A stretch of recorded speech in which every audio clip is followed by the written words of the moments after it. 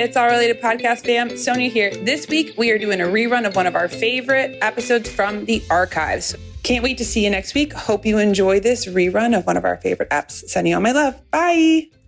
Welcome back to another exciting episode of It's All Related. I'm Sonia Choquette here with Sonia Tully.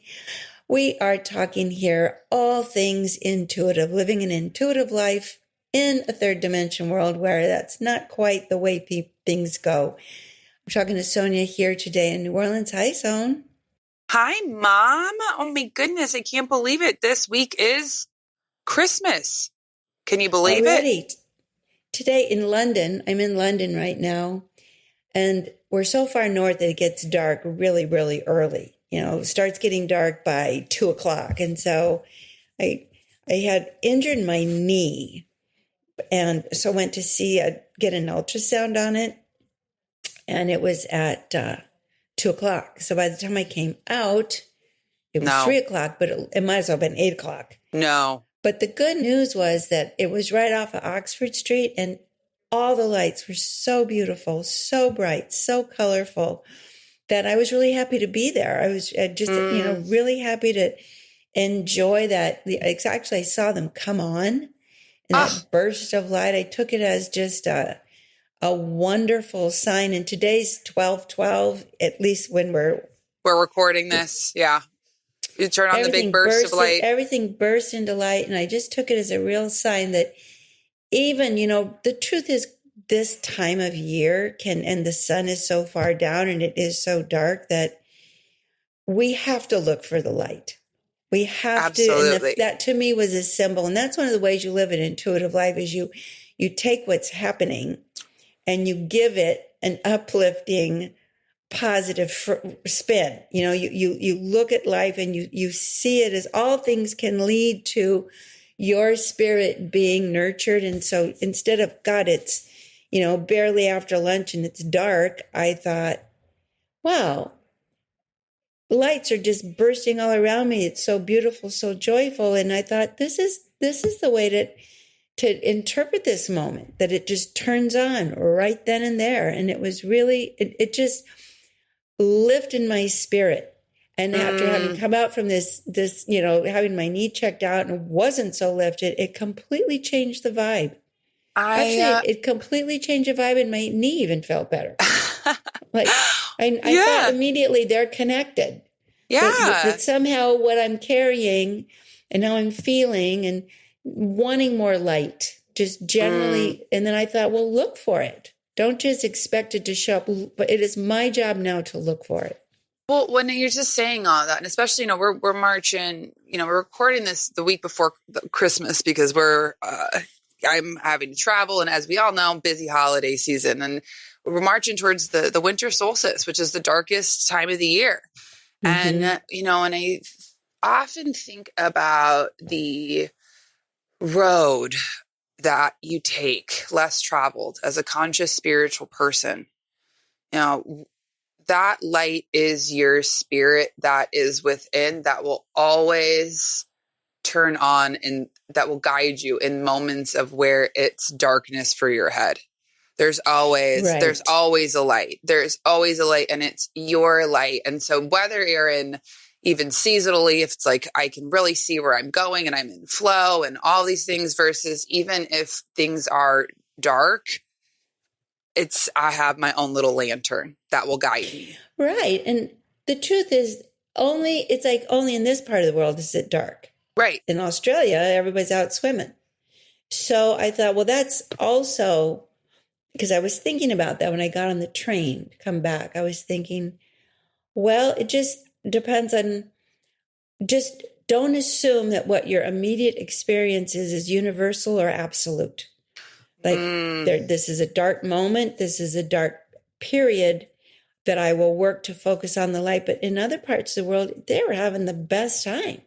They're basking in the sunlight. So nothing is absolute was my takeaway. And these are sort of basic attitudes that I think if you're living a life where you're following your inner guidance and you're seeing how all things are connected, the way you see the outer world and the way you think does have to change.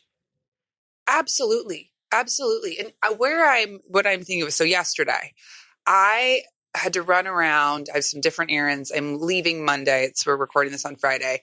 And I have a bunch of different things I have to do.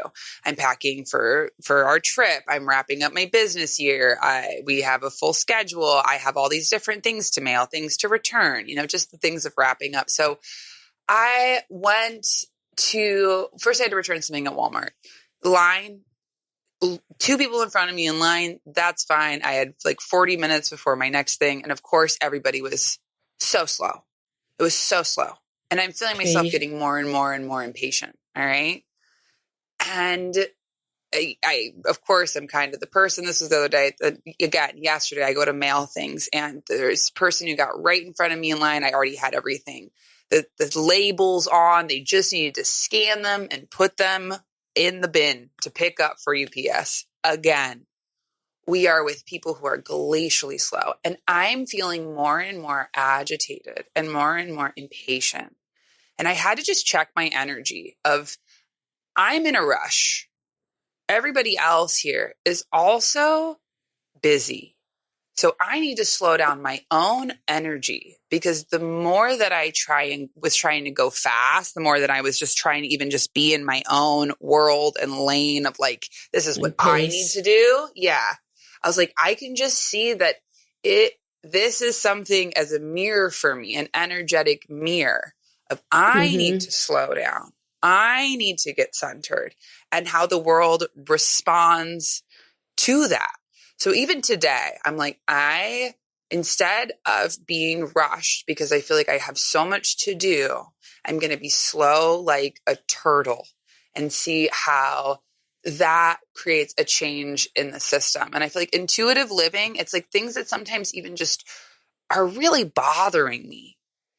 It's the question of having to check the energy fields. Is this my energy? Is this my frequency that I'm carrying? Is this my own stuff? Is this is this the world around me? And then even more importantly, of having the conscious awareness of, how do I react?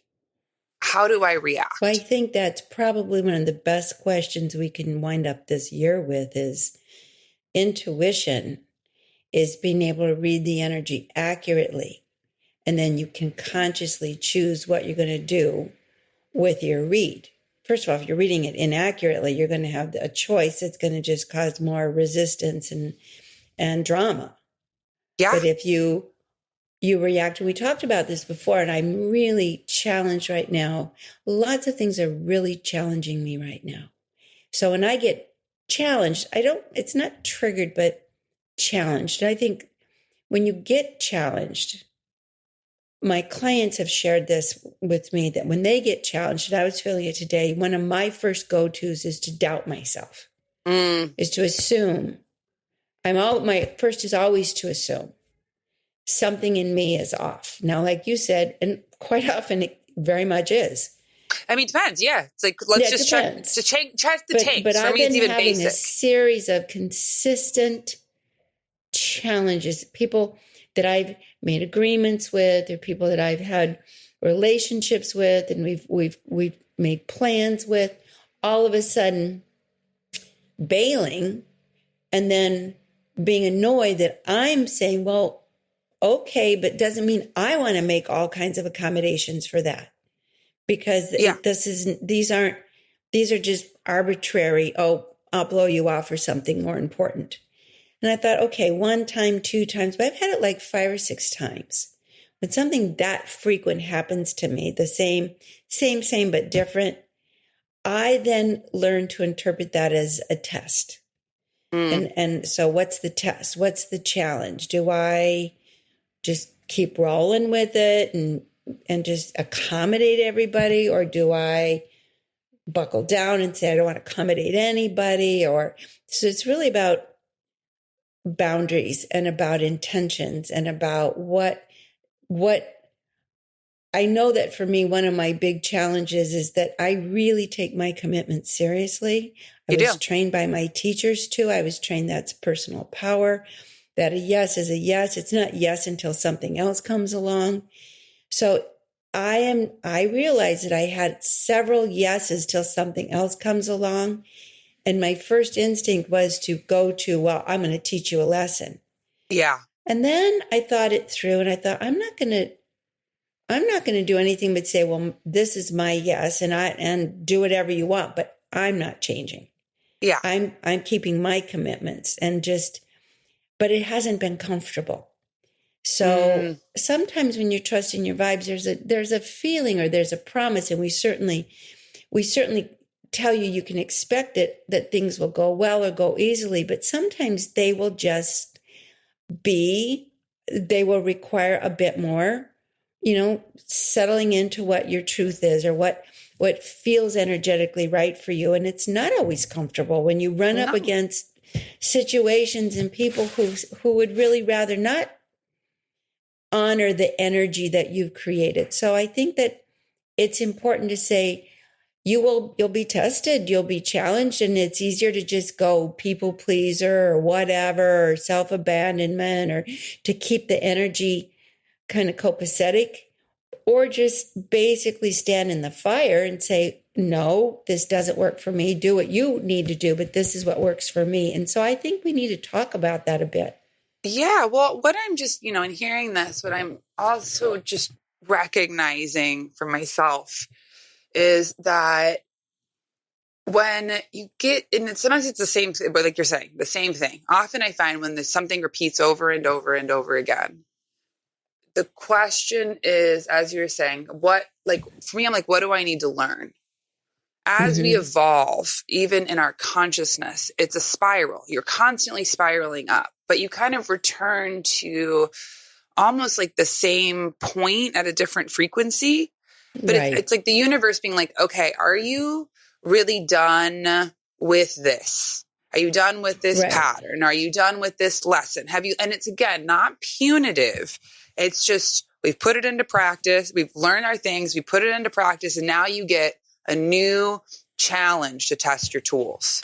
And we can call it an invitation. An invitation to sharpen those tools. And, just as you're like, so the other week, this reminds me of a story of myself. For the other week, I was, it's Thanksgiving, actually. And I went with my partner, Lane, and my bestie, Nahaya, and we had a really lovely time. We had dinner. And then we went and had, dropped off Nahaya and hung out to hang out for a minute before going to bed. And I was talking it was me, my Lane and Nahaya, we were chit-chatting. And Lane, I don't even remember exactly what the topic was, but I felt myself triggered. I felt myself really triggered. And first I could feel it in my body because it was like my heartbeat started to raise, my shoulders started to raise, and all these different things. And so actually I said to both of them, I was like, my brain is tired right now.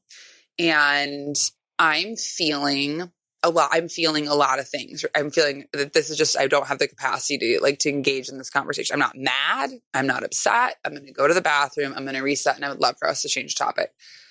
And I went to the bathroom and I thought, okay, just checking the energy field of just what's my stuff. And then I was like, what's at the heart of what's really bothering me? What are we really talking about? What am I really talking about? Instead of these big sweeping, whatever, or others, exactly. Or it's like you need to think differently, or you need to be, I'm like, oh, you know why I'm not feeling heard. And that's something that's really important to me. If I'm not feeling listened to, this is an important place of where my intuition, my spirit is telling me of how I need to be honored in my relationships. And the emotional reaction comes from a pain point. But to have the place of being able, it's like, I think it's almost like layers of a parfait of first layer is my head. You need to, and this, and I can't, whatever. All right. Okay. First there's that layer. Then I go one deeper. Then there's the emotion. That's like the waters. It's like, this is telling me it's important. It's got the juice. And then the deeper layer is like, what is so? What is so? And also what's in my own control. What's my thing? And how can I even vocalize that to the people that I care about? And then how do I hold that frequency within myself as a way that in my relationships, that this is something that matters? And that's what that like reminded me of like, that's really the first thing is bumper insightful. cars. Yeah.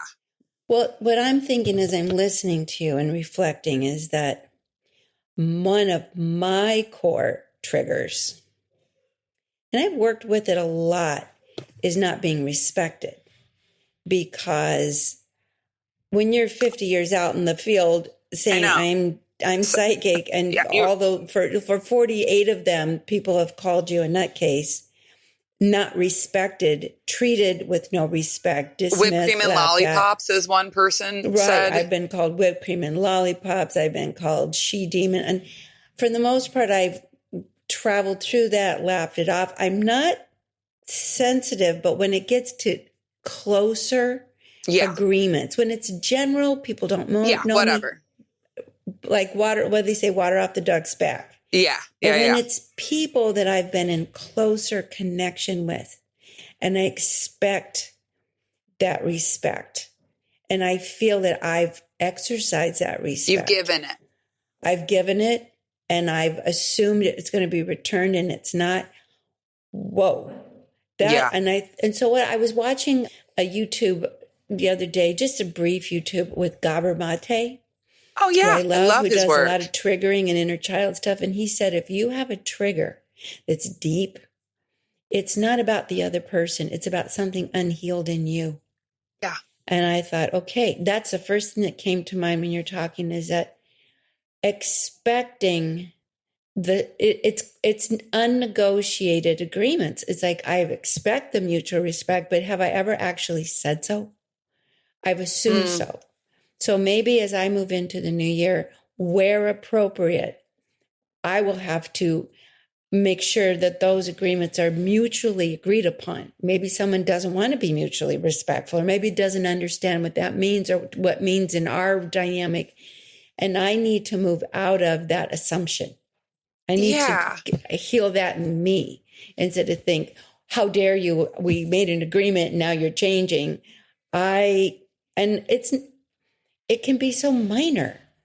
So I think this is good information. And I do think for empaths and intuitives, one of our biggest blind spot is because we're so perceptive of the field. Conscious. We can slip into assumption. Like if something's so obvious to me, it's obvious to everybody. So you are obviously, disrespecting me in this case I'm referring to, or not keeping your agreement, or not listening to me. There's an assumption tendency that I think, okay, I'm going to make this a big point, because it is probably one of the, there's always going to be something, but it is one more something I want to work on. Yeah. Even more. I've worked on it a lot, but even more.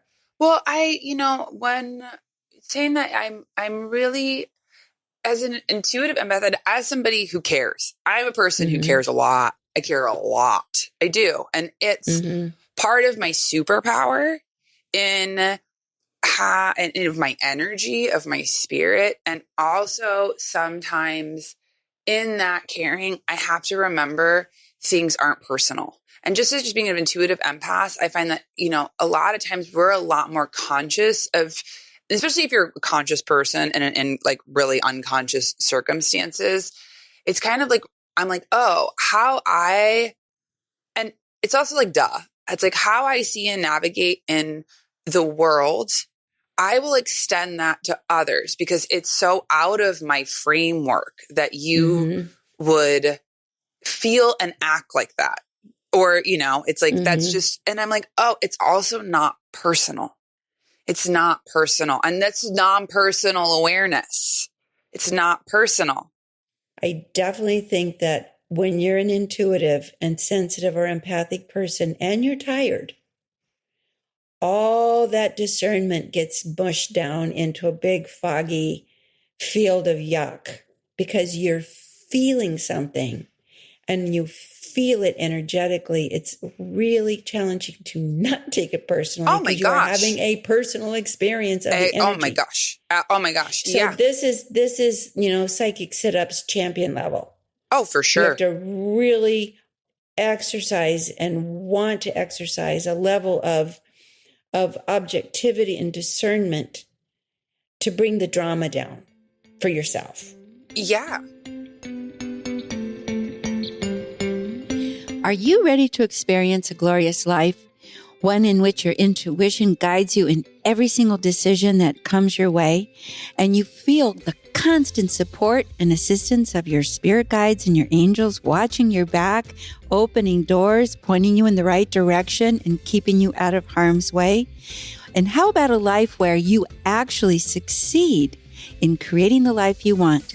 Well, that is all possible if you sign up for my brand new first time ever masterclass, Your Glorious Life, a 6-week life-changing transformational teaching teaching you how to trust your vibes, how to listen to your guides, how to connect and make sure you create what you really want. Sign up now. The class begins October 20th, and I don't want you to miss out. The link is in the notes below. One, like we talked, our spirit is directly connected to our body. You have to take care of home, number one, your physical body, to accurately read the energy. And I mean, have I slept enough? Have I gotten enough water? Have I moved my energy? Those are my first 3 checkpoints. Am I in blood sugar meltdown? Exactly. Have I eaten enough? Have I had too much coffee? Am I with too much noise? Yeah. Is it am I overstimulated? Because that is my grounded buffers and my grounded filters. Like with the story that I was sharing earlier or with Nahaya and Lane. And actually, the funny thing is, I think this was actually the topic of our conversation. Lane was saying nothing is personal, and I was trying to share, and I wasn't feeling heard. And then I got real triggered, and that's so funny. You just reminded me of exactly the topic. This is literally what we were talking about, but of just having those first things. So and that for me has been a exercise that I use, just like in that situation. I was like, I am tired. My brain is tired. What you have to say is important and I care. And right now I cannot have this conversation because I can't interact in a way that is loving to me or our relationships, and my own energy field being low. When I'm overstimulated, when I'm over maxed, when it's that energy becomes like a lightning bolt in my nervous system. I really think the reason we're talking about this is because all of this really, the potential for all this misunderstanding really amplifies during the holidays. Oh my gosh. 100%. I mean, even just the other day, when I was just standing in line with Christmas music, there's an inner child part that loves it. And also, there's been a lot of hard times during the holidays. So sometimes I have two different energy fields for me. And colliding. Yeah. And I always see it as a window of, if I'm in this place, this is where my spirit needs to extend compassion to my human parts. If I'm really, and it's like, whether that's saying, hey, I need to take a pause on this conversation, whether it's even a pause of acknowledgement, even for myself, when I went to the bathroom and was like, okay, what's this trigger? And I'm like, I'm not feeling heard. Sometimes I'll actually just talk to my human parts and say, like, that's really hard. I'll even put my hand on my heart, on my belly, and I will talk to myself out loud. I was literally in the bathroom, just acknowledging and reassuring, witnessing my human experience from the perspective of my spirit. That gives me grace, because sometimes if I'm in situations, like let's say even in this example of not feeling heard, instead of, I can voice that, I can't change anything. And like that, I can witness my own experience instead of It's very trying to powerful force someone else to do try. it. Because sometimes it's like squeezing, it's trying to get, what is it, juice out of a stone? I'm Yeah, like, it's yeah. a waste of If they're energy. not there, well, I got that even when I was seeing all the Christmas lights pop up and thinking, okay, be light. And then I had been irritated with all these people challenging me and trying to rewrite our agreements. I thought the reason this is causing me more than usual challenges because my knee really hurts. Yeah. And I'm not physically feeling 100.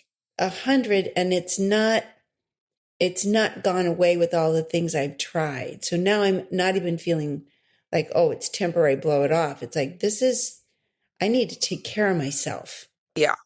So I think anything at this point challenging my field is challenging my right and my need to take care of myself. So it kind of got all mushed up. Yeah. And I think Yeah. what you're saying is really helpful. Just pause, retreat, let the different parts of you voice. And then just don't expect anyone else to have any epiphany or a shift of a consciousness or interest, but you can calm down. With the lights, I calm down. And I think the other thing is I had planned to walk home. And it's my big love of my life, the walk. And after I left the ultrasound, I was advised to not walk home. And that also took on a larger, perhaps, than it needed to be, meaning for me of like, I'll never walk home again. Yeah, right. Our emotional part, right? It's like our head goes that, and then our emotions, and then it's like goes into black or white. Like, I'll never walk again. I'll never. And it's like, hold on, let's just. It gets into the drama. I'm like, I'm stuck in this forever. This is terrible. And then here's my willful side. Screw him. I'm going to run home. I mean, I'm going to be mind over matter. My Aries moon. I am going to. You don't know home. Me. Yeah. Yeah. And so I got in a taxi and I thought, okay, I need to go, and rather than have any more irritations or overreactions or drawn conclusions, I'm just going to go meditate. And actually I did, again, it's a version of you, retreat, be quiet, stop the input. Well, stop the input. Totally. Well, I also practice, and not perfectly. If things energetically are fast, my head is going fast, my emotions, those waves of like feeling a lot that get into that, like the hairpin. I'm going to do that. I need to do the opposite, just like in line for Christmas stuff. I need to slow down. I need to slow all the way down. That's like a good tool of the rest of the month. Yeah, slowing down, because when I can start to slow down, because our intuition bubbles up from your body. It doesn't come top down from your head. And the place where we can listen is in being present. And that also means that we need to have our nervous systems more regulated.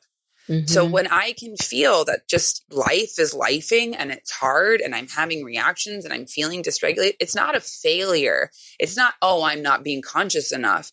It's an invitation that my 3D self needs to slow things down so that my spirit can speak. My spirit can reassure these different, my head and my emotions of where I can have the light to see the path instead of getting caught in the swirl. Yeah, bouncing around in the dark. Yeah. Well, I think that right now, whatever part of the world you're in, holidays, the promise, the promise versus the reality. And then you compound that with everybody having an idea of the promise, and then comes the reality. There is a lot of triggering potential. I mean, I went and got my hair cut today, and the guy that was such a sweet guy was washing my hair, and he said, "How are you? What are you doing for the holidays?" and chit chat. And I said, "Are you going to, connect with your family?" And he said, "Oh, yes." And I said, "Well, that's kind of a mixed, oh yes. And he said, well, it is a mixed experience. I love Honest. him and I dread it.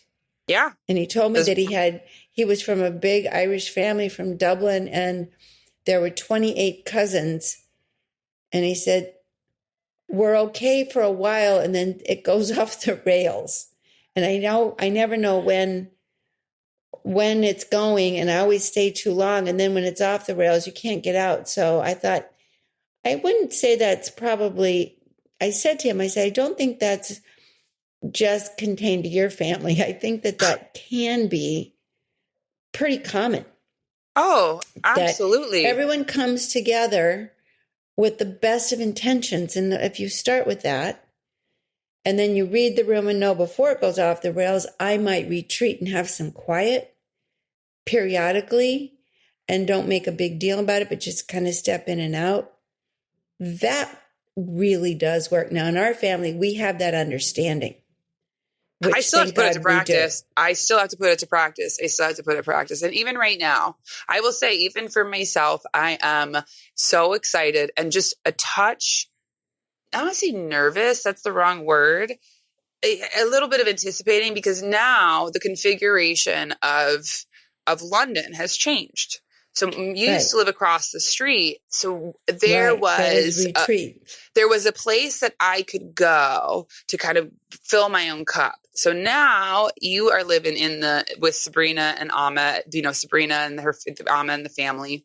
And I'm coming to stay. It's a bigger space than the two separate spaces, but still it's all way bigger. One space. But still, it's just, and with kids and with, all of it. And so I'm myself having to be very intentional. I'm trying right now to be like, I have to be intentional about how and where I can get the pause and the quiet. Because even like for me, I don't have kids. I just, and I love my nieces more than anything, but it's a more stimulation than I'm used to. Yeah. It's about vibration. 5 different people, all just different people. It's just me and Lane. It's just a different configuration. So, and I know that like I said earlier, my pet, Pete, my human self cares a lot. And so what I can do sometimes, especially holidays, when I'm with my family, I can try too hard.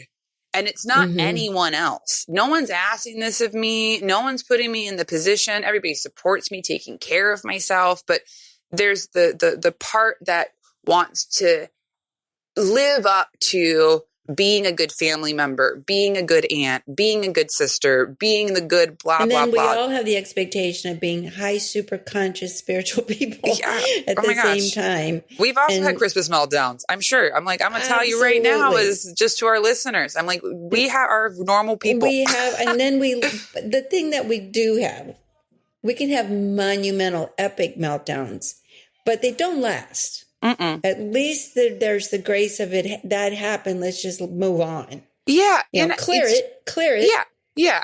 But we also have funny conversations because we talk about all the different levels. We talk about ourselves. We talk about our spirit. We talk about, it's just there's 40 people in the room, only 3 bodies. I know. I mean, I was just really, exactly. I was laughing thinking just the other day about how, like, what it must be to be like a fly on the wall when we're hanging out, of just, like even Lane being while you were visiting, and we're just just how it's such a way of our life. Like, this is how we're talking, is like how we talk. We disagree. And it's like, well, this is my pet, and this is my trigger, and what my spirit says, and here are the different things. And then in our reunion moment, oftentimes what we're doing is talking about what we have learned from the experience, what our spirit is about, what we are learning. Yeah. And then we change the channel. It is. I'm like, oh, wow. And then we watch RuPaul's Drag Race and just change the channel and move in on. The building, and then we're back in the flow.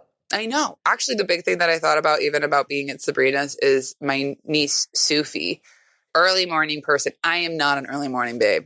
Very early. No, I'm going to have to negotiate with her that you are not. Although I think it sounds like the sweetest way to wake up, but also I'm just like, this morning she tiptoed in, and she's whispering, Nana, I got my dress on, but I didn't have my tights on. You have to help me. And what can you do?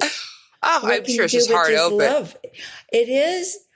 I just, my heart opens so deeply. And then she just doesn't think twice about, just, Nana, you okay? You awake? I need you to do this. And I think what a gift to have someone so open-hearted and sweet, just barrel right in to have and expect to be met with that same love. It's a Yeah. gift because Yeah. that's where I have to step in. Well, I I think can't about, step in any other way. I can only step in with full love. I love that. It reminds me of, if in studying the tarot as esoterically, it's our spiritual development journey. And one of the last cards is the sun. And the sun card is that now we've learned all through these different experiences and done all these things of returning back to our childlike nature. And when I hear that, I'm like the open-hearted expectation, the wonder, the 100%. that we're like, oh, kids, but it's like those are the refining practices of having to have the discipline of showing up to this work of consciousness that allows you the framework to get out of your stories, to get out of your projections, to get out of Lighten your up. exactly, to really meet the world with an open heart. Your inner adult is the one who holds the boundaries, Yeah. but that it's your inner child that's the one that sees the world with your spirit, with your discernment, with all of it, that leaves you fortified, as opposed to if your inner child is just the one driving, vulnerable. It's such a gift to be actually in the energy of the child rather than to try to conjure it up in my head. Yeah. Is my totally. inner child in my head is an unhappy child. And the inner child that I'm actually around is really quite fun. Well, I feel like that's just a mirror. Your inner child is going through it. Is going through it. That's when you try why she's grumpy, and then she's with an actual child that brings out your actual inner child. And then I start having a tremendous amount of fun. You play. Silliness. I mean, honestly, I do. One of my favorite things ever of One Coming to Sabrina's is watching you play with Sufi. It's just, it's a window into a different aspect and facet of yourself through just people that I love so much. That I love so much. I am absolutely surprised at how quickly I am right there with her, and we are the same age, having the same party. Completely. And just even last Christmas, and the three of us went to go have lunch. Sabrina was super pregnant, and so we took Sufi, and we were in the car. And we went and took in a cab, and it's the three of us, and we're gonna play I Spy with my little eye, and we're playing with a 3-year-old. It was like I spy with my little eye something green, and she's like the tree, and you're like, yeah, it's very simple. Anyway, we're all having a turn. So mom goes, Sufi goes, then it's mom's turn, and now it's my turn. But Sufi has decided, no, it's my turn. I'm going again. And there was such a part of me, again, older sister triggered, where I wanted to be like, no, it is everyone's turn. All these things. Again, my trigger, my control. It's not going to work. And I'm starting to be like, Sufi, like we all need to take turns. And you were so graceful and just said, well, Sufi, it's, we're all playing the game. And I'm not exactly sure of the word. It's like, we're all playing the game. And, Cece also wants to have a turn. Do you think it's fun if you don't get to have a turn? And she thought about it and she was like, no. She said, okay, well, how about this? You can have a turn and then Cece can have a turn, but it's important for her to have a turn. And she went from me being like, wanting to be like, you have to give me a turn, that then switched the energy of like, no, I'm not going to play, to she was like, great idea. Yeah. And was totally on board. And it was this alchemy magic of you getting just not only on the level, but of giving me a window into like my own stuff, as we've been talking about, a mirror, but of how to navigate in a way to dance with the energy instead of have to be opposed to it. And I just see your own inner child, your own way to connect, that just for me transformed a moment into an aha? Well, it definitely was not playing. I was just being me, but it turned out that we had a really good time. Oh, the best time. And also that she could hear you. Even energetically, she could hear what the heart of what was important that you were saying instead of, and we had the best time. We had the best time. We had the best we time. We spent the whole day. Sabrina actually called looking for us because we thought we went from there. Then we went walking, and she needed to smell every flower and every pot. And in London, there's a lot of flower pots on the street, even in the winter. She delighted to jump in puddles. She had her little boots on. And it had just been pouring rain, but we had to go puddle to puddle. It was really fun.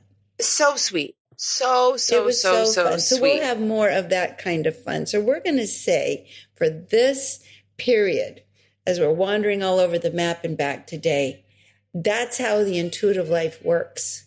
It works that way. You're surfing energy. It's up and it's down. It gets into spirals, and you just basically need to be aware instead of. It's basically observe, don't absorb. Yeah, it's like exactly. Observe.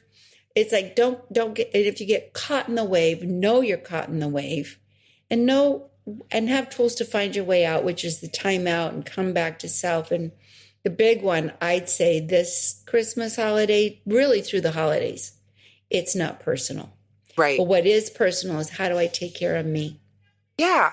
How do I get other people to do what I want, but how do I take care of me? And you're not going to get anybody to do anything, but they're only going to just be who they are. Yeah. And just even in that, for our listeners who don't know about observe, don't absorb, how would you explain that, and maybe one simple tool that they can practice? Well, that's in my book, The Psychic Pathway. It's one of the first tools my teacher Charlie taught me, because I kept telling him that people electrocuted me. And instead of going really serious, he laughed. And he said, that's because you throw yourself into the lightning bolt instead of stepping aside. He said, the energy is in the room, but you don't have to let it run through you. It's not yours. And I said, what do I do? And he said, mind your own business. At first, I was just like appalled. I thought that was just a real, put down. And I said, that's not nice. He goes, no, it's the nicest thing I could possibly say to you. And the nicest thing you could possibly do for you is what you're feeling. If it's from someone else, it's not yours. So don't make it your business to feel. He said, it's your lesson. And he used to laugh a lot, not at me, but just he was entertained by life all the way around. Mind your own business, Sonia. Do you think you can learn to mind your own business? Because we're not going to get very far if you can't mind your own business, because you're really good at minding everyone else's. And that was like in the first few lessons.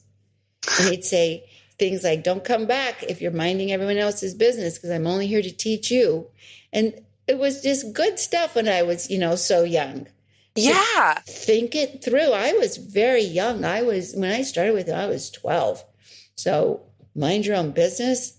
Okay. That was a big knot to unravel, but it stayed with me my whole life. So if I'm being electrocuted, my immediate understanding is I'm minding someone else's business and letting it run through my body. I know. And isn't it? Sometimes it's fun. And sometimes also minding other people's business means that you're not minding your business. Well, that's exactly his point. So the tool is go back to your breath and go for a walk, or exit the situation energetically so you can get back to being in your own energy. So love. I have taken that to an epic level. I mean, I am the first to leave a party. I am the first to, step away. And I actually am grateful that I learned that, because I do it without guilt. Yeah. So this holiday, enjoy everybody. Take nothing personally and mind your own business. Don't try to get others to mind it for you. Yeah, exactly. You're not going to control. You're not going to control. And go out the door when you need to, even if it's me hobbling on one knee. Hobble out the door. You see me hobbling out the door, you'll know. Well, that's when I know. I'm like, the mom's will. I'm like, Fifi is driving, because that will is strong. She's hobbling out the door. I'm going to be like, Mom, need the time out. We got to give you a massage. Yes. And that's like, we're throwing all kinds of survival kit now. Now it's become survival kit. Oh But my the gosh, truth that's is, funny. learning curve and invitation.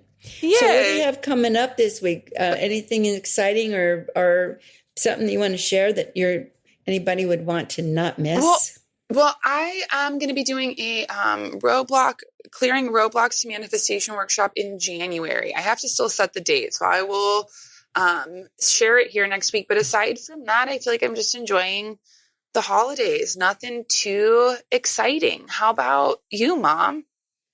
Well, I think I've mentioned it before, and I am really excited about this because I am being guided to do something that I've never done before, and that is a certification training for people who want to be intuitive guides. But I want to say something about that, not to do predictions and to, kind of coach people and use your intuition for them. I'm being guided to train people to help others start trusting their own intuition. Because the number one complaint I hear from people is, I want to trust my intuition, but I'm afraid to, I don't know how. I could use some help.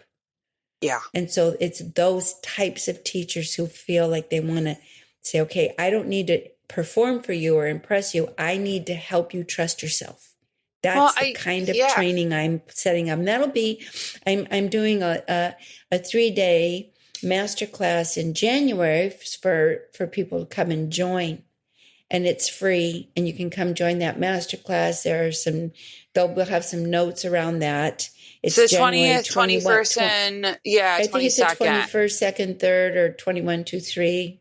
It's 21, 22. Because I was asking for the dates because I'm going to be in those classes. I'm excited. Yes, and that's the masterclass. And from there, if you want to train further, you can train with me. But I'll be offering that masterclass. So if you want to be on the wait list for that masterclass, and it is absolutely free, check the notes, because you'll sharpen your own intuition, and that alone will really help you come back to your core frequency, who you really are, and be able to hold it no matter what's swirling around you. Yeah. I'm really excited about that. Well, I feel like what we've talked about is just a rigorous training program of the caliber that I was put under. Yeah. Because it's, there are so many wonderful, masterful, but truly it's you 2 feet in.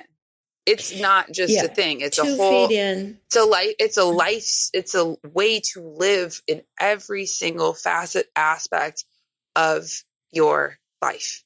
It's a different way of existing. Yeah. It is a different way, but actually it's an aligned way. Yes. And it doesn't mean we don't meet with crazy. We meet with crazy because planet Earth is crazy in life.